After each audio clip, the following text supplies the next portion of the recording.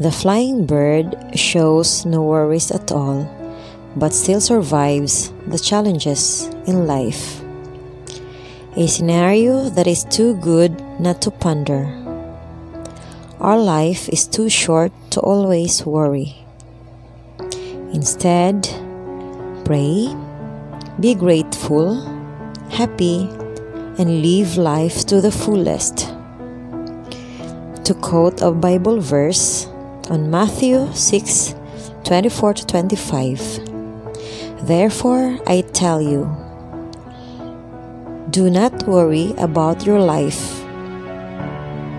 Look at the birds your heavenly Father feeds them.